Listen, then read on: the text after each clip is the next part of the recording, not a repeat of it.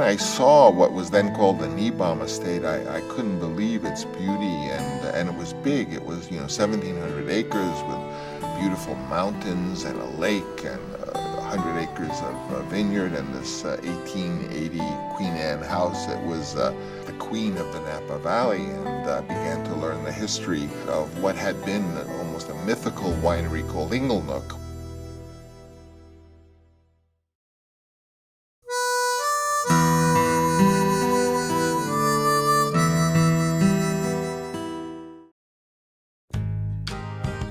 I had recently gotten some acclaim because I had just done the Godfather. I was about 31 years old, and we were moving our family to live there.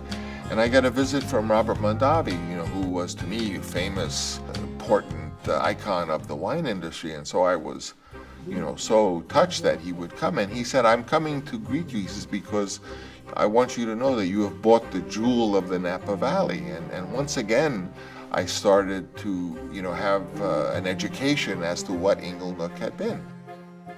So we went and got a bottle of, I think it was 1895 Inglenook, and opened it, and we took the cork out of the bottle, and just the aroma filled the room, and we drank it. For Napa, among the oldest wine. And Mondavi started jumping up and down, enthusiastic. He said, "See, I told you, if you take Napa Valley and you age it, it's as good as anything in the world." And as a young person, I was very, I felt I was there at a historical moment, and so I got in my head this dream of making a wine that could be as good as anything in the world. If Mr. Mondavi says it's possible, I thought, well, it must be possible.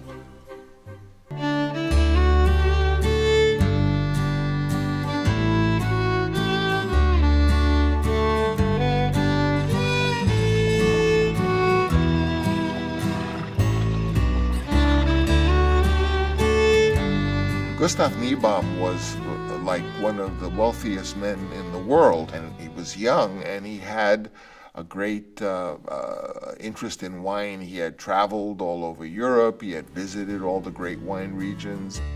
I mean, he could have gone and bought all the first growths at that time, all of them.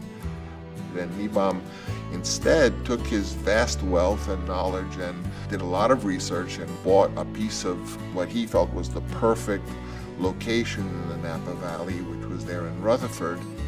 Using his knowledge, he built a chateau, a wine facility with the most modern ideas, and he brought his wines to Paris in the late 1800s, and people really suddenly said, "My God, what is this place, the Napa Valley?" And that's what established Rutherford as the Medoc of the Napa Valley.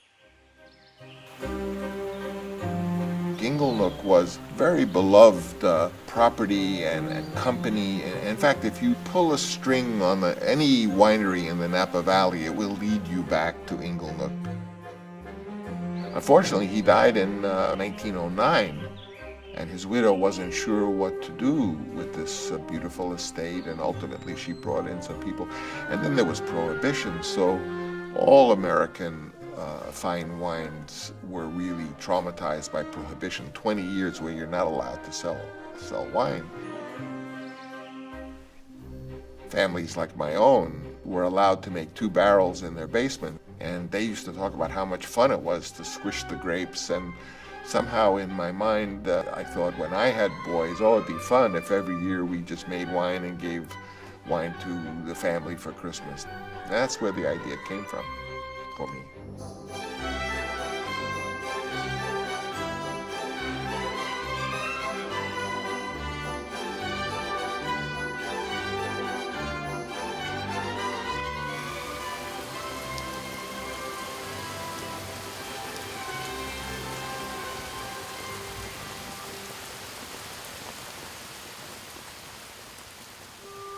Because of what was done to Inglenook, the way it was dismembered and buildings put right in front of the chateau, that Napa adopted very strict rules of what you could do and what you couldn't do. And in our country, we're beginning to get the idea of historical heritage, and that it's something to protect. The heritage is everything. The story is everything. And It's one thing to say, oh, I have the winery that once was Inglenook, and quite another to say, I have Inglenook. Although people said, oh, the name has been trashed. I say, yeah, but people still pay $30,000 for one bottle of it, so how trashed is that, you know? It's all about the grapes we grow and the agriculture.